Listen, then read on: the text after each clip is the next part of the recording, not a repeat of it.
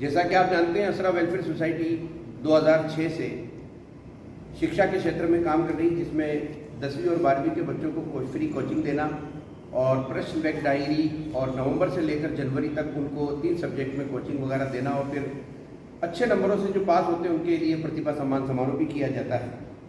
इसी क्रम में शिक्षा को और बढ़ावा देने के लिए असरा वेलफेयर सोसाइटी की जानिब से हमारे सचिव फजलुर रहमान खान साहब, अमजद खान साहब ये बैठे हुए हैं, इन्होंने एक रहमान हेल्प डेस्क बनाई है, जिसमें आज राजस्थान में सभी जिलों में पढ़ने वाले 10वीं और 12वीं के बच्चों को एक कोचिंग दी जाएगी। हम ये चाहते हैं कि जो हमारे चित्तौड़ के बच्चों को जो फ़ायदा मिल रहा है वो राजस्थान के तमाम बच्चों को मिले। उसी क्रम में रहमान सर आपको पूरी डिटेल में बताएंगे। बस यही मैं आपके अपनी बात। लेकिन रहमान हेल्प डेस्क में हमारे साथी रहमान सर के नेतृत्व में जब इस तरह की सोच रखी गई कि हम आने वाली परीक्षाओं में बच्चों को बेहतर से बेहतर कर सकें, उनके अपलिफ्टमेंट के लिए कुछ ऐसी हेल्प डेस्क शुरू की जाए जिससे बच्चों के स्टडी में आने वाली जो समस्याएं हैं उन समस्याओं को सीधे हुए बच्चे प्रश्नोत्तरी के माध्यम से या कॉल के माध्यम से पूछ सके और उनके वहीं पर हल मिल सके। फजलुर रहमान, उप प्रधानाचार्य, राजकीय उच्च माध्यमिक विद्यालय सैंती। पिछले वर्ष मैंने कहीं पढ़ा था अखबार में कि हमारे राजस्थान माध्यमिक शिक्षा बोर्ड ने एक हेल्प डेस्क का निर्माण किया और वो हेल्प डेस्क बच्चों के लिए बनाई, लेकिन उसमें समस्या कुछ ये आ रही थी कि वो हेल्प डेस्क केवल लिमिट समय के लिए चली और उसमें केवल 10 से 4 या 5 बजे तक ऑफिस टाइम में ही हेल्प ली जा सकते थे। तो पिछले वर्ष मेरे मन में विचार आया कि हेल्प डेस्क ऐसी बनाई जाए जो 24 ही घंटे विद्यार्थियों को सुविधा उपलब्ध करा सके। तो पिछले वर्ष मैंने उस हेल्प डेस्क का निर्माण किया था और ईश्वर की कृपा से लगभग 16,000 बच्चे उस हेल्प डेस्क से पिछले साल जुड़े थे। लगभग 16,000 बच्चों ने मेरी उस हेल्प डेस्क से पिछले साल लाभ उठाया था और बच्चों ने अपनी क्वेरी, अपने प्रश्न, सारी चीज़ें मुझसे पूछी थी। अब इस साल 12वीं बोर्ड का जो एग्ज़ाम है अंग्रेजी का, वो 4 मार्च को होने वाला है और आज हमारे पास 4 फरवरी है, 1 महीना हमारे पास है। सबसे पहला तो मैं ये लक्ष्य रखना चाहता हूँ कि देखिए, जो अंग्रेजी का मुझे ज्ञान है, जो नॉलेज है, ईश्वर की कृपा से पिछले 27 सालों से मेरा परीक्षा परिणाम 100% है और हर साल मैं 100% परिणाम देता आया हूँ। राज्य स्तरीय प्रतियोगिताओं में भी गया हूँ, मैंने बहुत सी पुस्तकें, किताबें भी लिखी हैं और मैं कई बार बोर्ड की अन्य गतिविधियों में भी जाता रहता हूँ जहाँ प्रश्न से संबंधित, सिलेबस से संबंधित बहुत सारी बातें होती हैं। तो चूंकि मैं इन चीज़ों को नज़दीकी से देखता हूँ, इसलिए मुझे पेपर और उसके पैटर्न का कंपैरेटिवली अच्छा नॉलेज हो जाता है और ये ज्ञान मैं अपने स्कूल के विद्यार्थियों को देता ही हूँ। मेरे विद्यार्थी अभी आपके सामने कुछ प्रश्न आप करेंगे, उनके उत्तर देंगे, लेकिन मैं चाहता हूँ कि मेरा ये ज्ञान, मेरी ये समझ सभी बच्चों को मिले। चित्तौड़गढ़ के ऊपर मैं अगर नज़र डाल के देखता हूँ तो मेरे मन में थोड़ी सी ग्लानि इसलिए उत्पन्न होती है कि हमारा शिक्षा के क्षेत्र में चित्तौड़गढ़ एक बड़े नाम के रूप में नहीं आता है। आज हम कहते हैं कि कोटा एक शिक्षा नगरी है या सीकर एक शिक्षा नगरी है, वहाँ पर बड़े बड़े स्कूल हैं और उनकी उपलब्धियाँ बहुत बड़ी मानी जाती हैं। तो चित्तौड़ में ऐसा क्यों नहीं हो सकता कि यहाँ के शिक्षक, यहाँ के अध्यापक कुछ प्रयास करें, यहाँ के बच्चों का परिणाम अच्छा निकले, हमारे चित्तौड़गढ़ के जितने भी विद्यार्थी हैं जो पढ़ते हैं उनका भी अच्छा परीक्षा परिणाम हो, वे अच्छे अंकों से आए।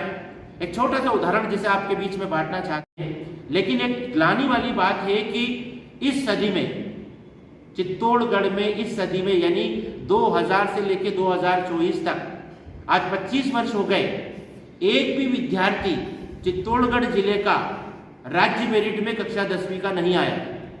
पिछले 25 वर्षों से एक भी विद्यार्थी राज्य मेरिट में नहीं आया।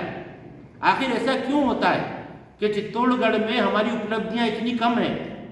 कल ही हमारे एक कार्यक्रम में हमारे शिक्षा अधिकारियों ने बताया था कि चित्तौड़गढ़ जो हमारी रैंकिंग चल रही है उसमें नीचे से दूसरे पर है। तो आखिर ऐसा क्यों है कि हमारी रैंकिंग बहुत कम है, हमारी उपलब्धियां बहुत कम है, हमारे परीक्षा परिणाम और हमारी चीजें इतनी उपलब्ध नहीं है? ऐसा क्यों? तो मेरे मन में ये विचार आता है कि जो जानकारी मुझे है, जो सब्जेक्ट का नॉलेज मैं रखता हूँ, जो जानकारी मुझे है, वो केवल मेरे स्कूल तक ही सीमित न रहे, बल्कि वो मेरे तमाम मित्रों तक जाए, वो मेरे तमाम स्कूलों तक जाए, चित्तौड़गढ़ के एक एक बच्चे तक पहुंचे, एक एक विद्यार्थी मुझसे जुड़े। और मैं आपको वायदा करता हूं कि अगर कोई भी विद्यार्थी हमारी रहमान हेल्प डेस्क से जुड़ेगा, जहां की हम अभी शुरुआत करने जा रहे हैं, तो इस रहमान हेल्प डेस्क के माध्यम से हम विद्यार्थियों को बिल्कुल सटीक और अच्छी जानकारी देंगे। अभी आपको मैं थोड़ा सा एक उदाहरण दूंगा। मेरे विद्यार्थी यहाँ बैठे हुए हैं।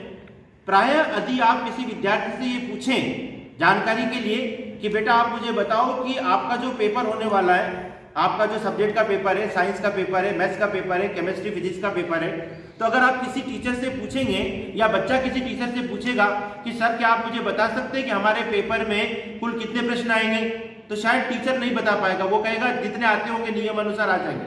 लेकिन मेरे ये विद्यार्थी यहाँ बैठे हैं, मैं इनसे प्रश्न कर सकता हूँ, आप भी इनसे प्रश्न कर सकते हैं कि बेटा आप में से मुझे कौन बताएगा कि हमारी राजस्थान माध्यमिक शिक्षा बोर्ड का जो पेपर होने वाला है, उस पेपर में कुल कितने प्रश्न आएंगे? अंग्रेजी में 18 प्रश्न आएंगे। अच्छा बेटा मुझे बताओ, क्या आप मुझे बता सकते हो कि 18वां प्रश्न कौन सा आएगा? अच्छा, क्या आप मुझे बता सकते हो कि पहला प्रश्न कौन सा आएगा?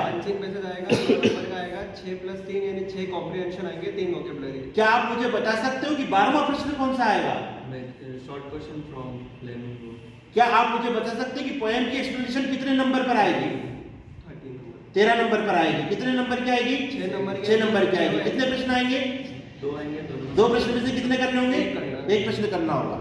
इन विद्यार्थियों को, जो मेरे स्कूल के विद्यार्थी हैं, सारी जानकारी है पेपर पैटर्न की। जब इनको ये सारी जानकारी है तो ये अच्छे से उस प्रश्न को कर सकते हैं। मैं ये चाहता हूं कि जो सब्जेक्ट की नॉलेज मुझे है, जो जानकारी मुझे है, वो मेरे चित्तौड़गढ़ के एक एक विद्यार्थी तक जाए और चित्तौड़गढ़ के विद्यार्थी अच्छे अंकों से, बहुत अच्छे अंकों से उत्तीर्ण हो और वो अपना नाम रोशन करें, अपने जिले का नाम रोशन करें, अपने विद्यालय का नाम रोशन करें, अपने माता पिता का नाम रोशन करें और हम सबको एक ऐसा स्थान दिलाएं जहां हम सबको प्रसन्नता हो, हमें खुशी हो। जैसे इतिहास में चित्तौड़गढ़ का नाम है, ऐसा शिक्षा के क्षेत्र में चित्तौड़गढ़ का नाम हो, ये मेरा मन का प्रयास है और इसीलिए मैंने रहमान हेल्प डेस्क बनाई है। और आज हम आपके सामने इसकी शुरुआत करने जा रहे हैं। आज हम पहली वीडियो आपके समक्ष शेयर कर रहे हैं। हम सभी मित्रों के पास वो वीडियो है और हम अलग अलग ग्रुप में वो वीडियो शेयर कर रहे हैं। हमारे सारे ग्रुप बन चुके हैं। छोटी सी जानकारी आपको बता दूं कि 22 जिलों के लगभग 3500 विद्यार्थी रहमान हेल्प डेस्क से अभी जुड़ चुके हैं। और जब आप पत्रकार बंधु हमारी सहायता करेंगे तो निश्चित रूप से संख्या बहुत आगे तक जाएगी।